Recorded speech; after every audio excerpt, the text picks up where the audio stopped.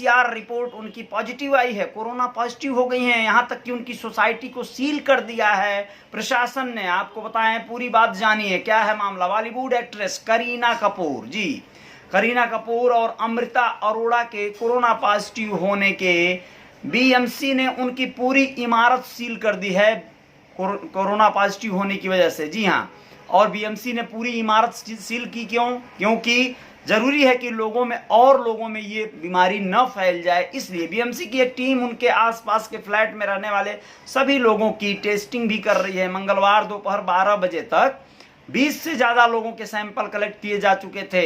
इन सब का RTPCR test कराया जा चुका है। करीना कपूर की इमारत सील करने पहुंचे बीएमसी के एक अधिकारी ने बताया, यह एक प्रिकॉशनरी कदम है, यानी कि बचाव के लिए जरूरी है किया जाए ऐसा। हमने यहाँ एक बैनर लगाया है और इस पर लिखा है कि यहाँ एक पॉजिटिव पेशेंट हैं और यहाँ आने जाने के लिए आपको प्रिकॉशनरी कदम उठाने चाहिए। हमने यह भी कहा है कि संक्रमित व्यक्ति के संपर्क में मत आइए। फिलहाल इस बिल्डिंग को सील कर दिया गया है।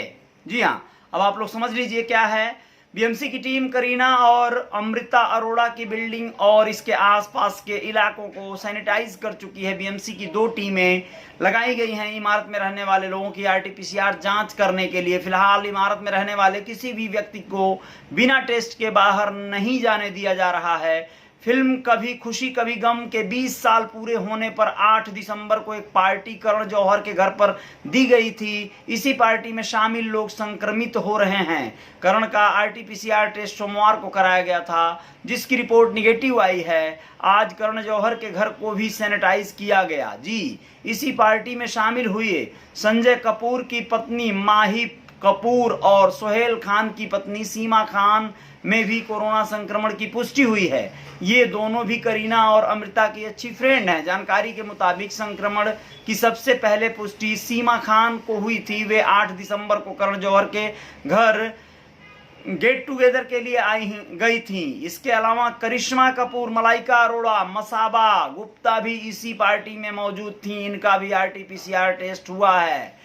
कोरोना पॉजिटिव पाए जाने के बाद से actress Kareena Kapoor home isolation में है। बीएमसी हर दिन एक्ट्रेस का हेल्थ अपडेट ले रही है।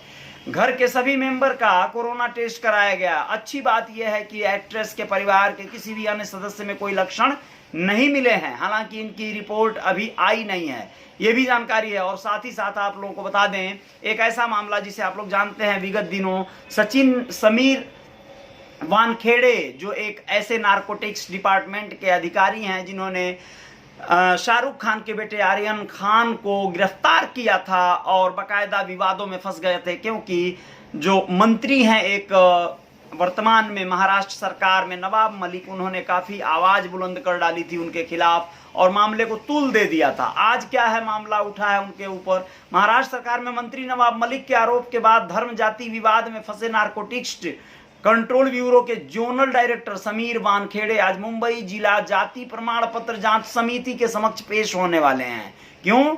आज उन्हें अपने आप को दलित साबित करने के लिए जरूरी दस्तावेज पेश करना होगा दोस्तों, क्योंकि वह अपनी नौकरी पाने के लिए यहाँ महार जाति को दलित का दर्जा दिया जाता है। वही वो कोर्ट में मतलब अपने नौकरी के दौरान सर्टिफिकेट लगाए थे, कास्ट सर्टिफिकेट लगाए थे, तो उसके आधार पर उनको नौकरी में आरक्षण मिल गया था। तो इसी को चुनौती दे दिया है इन लोगों ने। उन्हें बताना होगा कि ये जो दस्तावेज पेश किए जा रहे हैं नौकरी लेने के लिए उन्होंने किया था, वो सब लीगल था। भीम आर्मी के महाराष्ट्र इकाई के अध्यक्ष अशोक कांबले की शिकायत के आधार पर आयोग ने नवंबर के अंत में वानखेड़े को सम्मन भेजा था।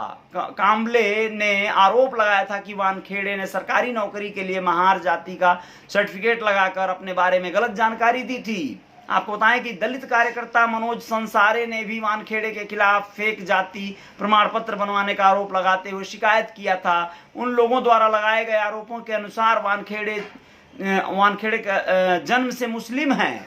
उन लोगों के आरोप के अनुसार वो मुस्लिम हैं और उन्होंने शरिया के अनुसार शादी भी की है और अधिकारी ने कथित तौर पर अपने पेशेवर लाभ को आगे बढ़ाने के लिए एक फर्जी जाति का प्रमाण पत्र बनवा लिया था, ऐसा उन लोगों का आरोप है। अब देखिए कहां तक सिद्ध हो पाता है। अगर ऐसा हुआ तो इनके खिलाफ कानूनी कार्रवाई भी हो सकती है।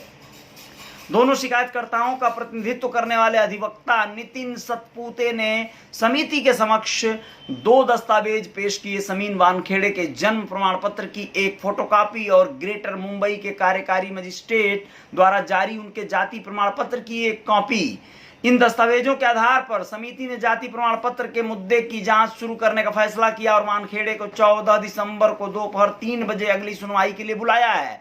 अब आज ही 14 दिसंबर है और वो इस समय सुनवाई में होंगे। अक्टूबर में ड्रग्स ऑन क्रूज मामला सामने आने के बाद समीर वानखेड़े के खिलाफ महाराष्ट्र के अल्पसंख्यक कल्याण मंत्री नवाब मलिक ने गंभीर आरोप लगाए थे। आप लोगों को भली भांति पता है, इस मामले में बड़ा हो हल्ला हुआ था, पूरे देश में आवाज उठी थी। मलिक ने वानखेड़े के मुस्लिम होने के कई सबूत भी मीडिया के सामने पेश कर दिए हैं। इसके जवाब में वानखेड़े के परिवार ने खुद के दलित होने के भी सबूत पेश किए थे। अब आप लोगों को बताएं कि समिति को यह तय करना है कि वानखेड़े मुस्लिम है या दलित। मलिक के लगातार हमलों के खिलाफ वानखेड़े परिवार बॉम्बे हाई कोर्ट में मानहानि का मुकदमा कर चुका है।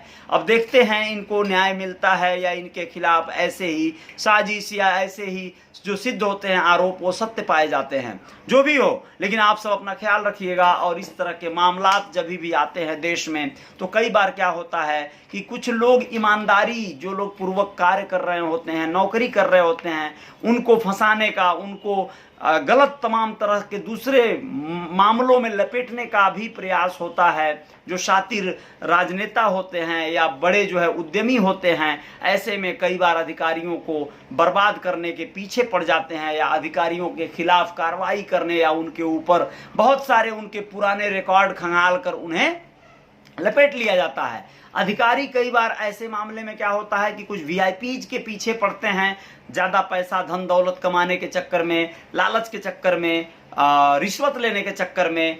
तो विगत दिनों जैसा कि आप लोग देखे आर्यन खान के मामले में क्या हुआ था, क्रूज पर जो है रेड डालकर उन्हें गिरफ्तार किया गया था। खासकर उसमें कई सेलिब्रिटीज के बच्चों को ही पकड़ा गया था। आरोप लगा कि बड़ा रिश्वतखोरी करने के लिए ऐसा किया गया था, यानी धन उगाही करने का एक बहुत बड़ा तरीका था कि जब सेलिब्रिटीज के बच्चों को पकड़ा जाएगा तो ज्यादा पैसा मिलेगा, मोटा पैसा मिलेगा। लेकिन ऐसा हो न सका, मामला जो है अलग रंग ले लिया। तो ऐसे में स्पष्ट नहीं हो पाता है कि यहाँ अधिकारी जो दोषी हैं या जो लोगों के खिलाफ कार्रवाई की गई है वो लोग दोषी हैं। लेकिन कुछ ही दिनों में आशा करते हैं कि सरकार और जो महकमा है वो साबित कर देगा कि इसमें क्या है, कौन गलत है, कौन सही है। वैसे कई बार राजनेता रसूखदार होने के नाते इसमें मामलों में अलग तरह से दिखाई देते हैं, सही दिखाई देते हैं, साफ सुथरे दिखाई देते हैं, अधिकारियों के ऊपर गाज गिर जाती है। लेकिन यहाँ पर अगर देश में ऐसा हुआ तो बहुत दुर्भाग्यपूर्ण है। ये स्पष्ट होना चाहिए कि अधिकारी गलत है या फिर ये लोग गलत हैं। चलिए, बहुत बहुत शुक्रिया, बहुत बहुत शुक्रिया आप सभी का, बहुत बहुत धन्यवाद। तो मिलते हैं फिर और कुछ खबरों के साथ। जय जयकार तो जारी रहेगी। रियल रिपोर्टर न्यूज पे आप सभी का स्वागत है। अभी कुछ क्षण बाद हो सकता है कुछ और खबरों के साथ आप लोगों के साथ पेश आते हैं। जय हिंद, जय भारत, अपना ख्याल रखिएगा।